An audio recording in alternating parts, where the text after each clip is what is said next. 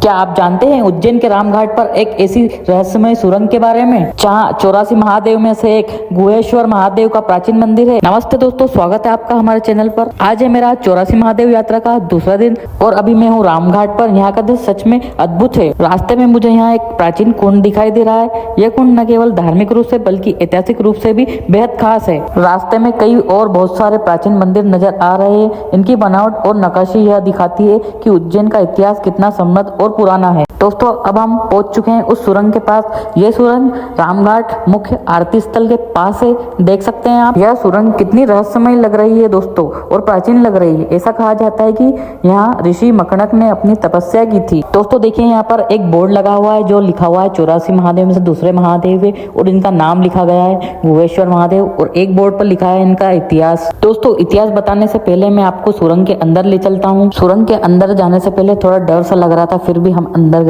अंदर आते ही मन में उत्सुकता बढ़ी और गुहेश्वर महादेव के दर्शन हुए। दोस्तों, इनका इतिहास यह है कि प्राचीन काल में एक महायोगी थे जिनका नाम मकणक था। वे सिद्धि की कामना में हमेशा लीन रहते थे। एक बार वे देवदारू वन में तपस्या कर रहे थे। उसी दौरान उनके हाथ में कुछ कांटा लग गया, किंतु रक्त के स्थान पर शाक रस बहने लगा। यह देख ऋषि मकणक अत्यंत प्रसन्न हुए और उन्हें अभिमान हुआ कि यह उनकी सिद्धि का फल है, और वे गर्व करके नृत्य करने लगे। इससे सारे संसार में, जगत में अहंकार मच गया और सारी नदियां उल्टी बहने लगी। यह देख सभी देवता भगवान शंकर के पास पहुंचे। उनसे ऋषि को रोकने का आग्रह किया। देवताओं के सुनने के बाद भगवान शिव ऋषि के पास पहुंचे और उन्हें नृत्य करने से मना किया। ऋषि ने अभिमान के साथ अपनी सिद्धि के बारे में भगवान शिव को बताया। इस पर शिव जी ने अपनी उंगली के अग्र भाग में भस्म निकाली और कहा कि देखो, मुझे इस सिद्धि पर अभिमान नहीं है और मैं नाच भी नहीं रहा हूँ। भगवान शिव की बात सुनने के बाद ऋषि काफी लज्जित हुए और उन्हें क्षमा मांगी। साथ ही उन्होंने तप और वृद्धि का उपाय पूछा। तब शिव जी ने आशीर्वाद देकर कहा, महाकाल बन जाओ, वहां सप्तकुल उत्पन्न लिंग मिलेगा, उसके दर्शन करो। उसके दर्शन मात्र से तुम्हारा तप बढ़ जाएगा।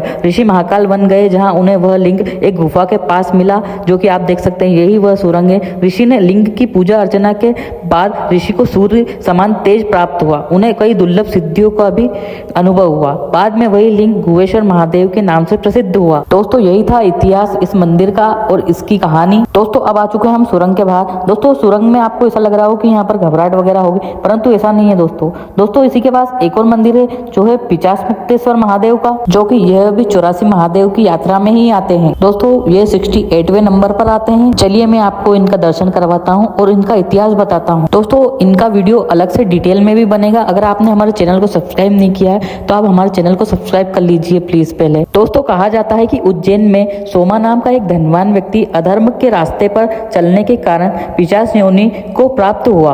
अपने कष्टों से परेशान होकर उसने रामघाट पर पिचास मुक्तेश्वर महादेव के दर्शन किए। दर्शन करते ही वह पिशाच योनि से मुक्त हो गया और परम गति को प्राप्त हुआ। यह मंदिर आज भी भक्तों को पिशाच योनि के भय से मुक्ति देने के लिए प्रसिद्ध है। दोस्तों, मंदिर के बाहर एक बोर्ड है जहां लिखा गया है, त्रेता युग में भगवान रामचंद्र जी ने यहाँ जोड़े से स्नान किया था। दोस्तों, मेरा आज 84 महादेव यात्रा का दूसरा दिन है, तो हम एक ही महादेव की बात करेंगे। हम आगे बढ़ते हैं और मैं दिखाता हूँ आपको रामघाट का खूबसूरत नजारा। दोस्तों देखिए, शिप्रा के तट पर लोग पूजा अर्चना करते हुए दिखाई दे रहे हैं। यहाँ का माहौल अद्भुत और चारों तरफ भक्ति और श्रद्धा का भाव दिख रहा है। रामघाट पर हर दिन शिप्रा आरती होती है और यह भक्त अपने पितरों के लिए पिंडदान और तर्पण कराते हैं। दोस्तों, रामघाट का नजारा तो देख लिया। अब हम चलते हैं उस पुल के पार जहाँ पर है 100 फीट ऊंचा त्रिशूल भगवान शिव का। दोस्तों, इस पुलिया से तो रामघाट का नजारा बहुत ही सुंदर दिखाई देता है।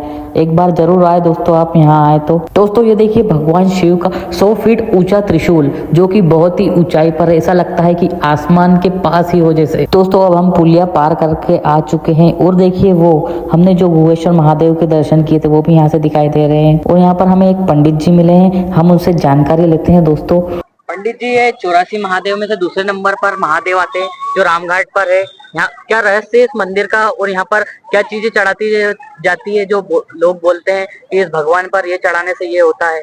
जय श्री महाकाल।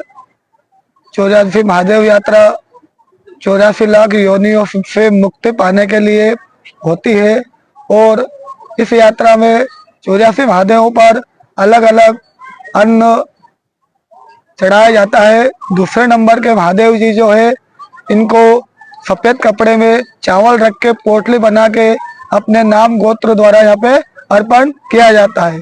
दूसरे नंबर के महादेव जी जो है गुहेश्वर महादेव है, यहाँ पर अनेक तपस्वियों ने अनेक प्रकार की सिद्धियां प्राप्त की है। गुहेश्वर महादेव जी माँ शिप्रा के पावन तट पर स्थित है। यहाँ पर अपने परिवार में किसी प्रकार का कोई दुख हो, किसी प्रकार का कोई क्लेश हो, सारे क्लेश दुखों के निवारण के लिए यहाँ पे भगवान को सफेद कपड़े की पोटली चढ़ाई जाती है अपने नाम गोत्र से, और भगवान से प्रार्थना की जाती है, हे गुहेश्वर महादेव हम नाम गोत्र से सफेद कपड़े की पोटली चावल के रूप में चढ़ा रहे। इस पोटली पर हमारे और हमारे परिवार के समस्त क्लेश दुख आप दूर करना, इस भावना से भगवान के दर्शन किए जाते हैं। और दूसरे नंबर पर आके यहाँ पे भगवान की पूजा की जाती है। 84 महादेव यात्रा अपने आप में एक महत्वपूर्ण यात्रा है, जिसके करने से मनुष्य 84 लाख योनियों के दुख दर्द से पाप से मुक्त होता है। शिप्रा स्नान करके भगवान के दर्शन करने से यह अनेक पुण्यों की प्राप्ति होती है। जय श्री महाकाल। पंडित जी, मैंने अगस्तेश्वर महादेव के दर्शन किए थे, वहाँ मैंने कुछ चढ़ा नहीं था, बल्कि एक लोटा जल चढ़ाया था। वहाँ का भी क्या रहस्य है? अगस्तेश्वर महादेव 84 महादेव में सर्वप्रथम आते हैं, पहला नंबर उनका ही रहता है। यहाँ पे जल और सफेद कपड़े में चावल की पोटली चढ़ाई जाती है। अगर आप कोई चीज भूल जाते हैं तो जल चढ़ाने मात्र से भगवान प्रसन्न होते हैं और शुभ फल देते हैं। जय श्री महाकाल। और काफी लोग कुछ चीज चढ़ा नहीं पाते, तो जल से भी उनको फायदा मिल जाएगा। हाँ, भगवान को श्रद्धा पूर्वक विश्वास पूर्वक अपने नाम गोत्र द्वारा जल चढ़ाने से सारी मनोकामना पूर्ण होती है। ब्रह्म हत्या के समान जो हमसे पाप होते हैं, जो भूल होती है, जो दोष होते हैं, वो 84 महादेव में सर्वप्रथम भगवान अगस्तेश्वर को जल चढ़ाने से, चावल की पोटली बना के चढ़ाने से समस्त ब्रह्म हत्या के समान जो पाप होते हैं वो सारे पाप वहां से निष्फल हो जाते हैं और शुभ फल की प्राप्ति होती है। जय श्री महाकाल। दोस्तों, पंडित जी की जानकारी अच्छी लगी हो तो लाइक कमेंट शेयर जरूर करें दोस्तों, और उनसे कुछ चीज रह गई हो तो आप कमेंट बॉक्स में हमें जरूर बताएं। दोस्तों, मेरी 84 महादेव यात्रा का दूसरा दिन भी शुभ रहा। मिलते हैं नेक्स्ट व्लॉग में। अगर आपने अभी तक हमारा चैनल सब्सक्राइब नहीं किया है तो आप सब्सक्राइब कर जरूर जाए दोस्तों।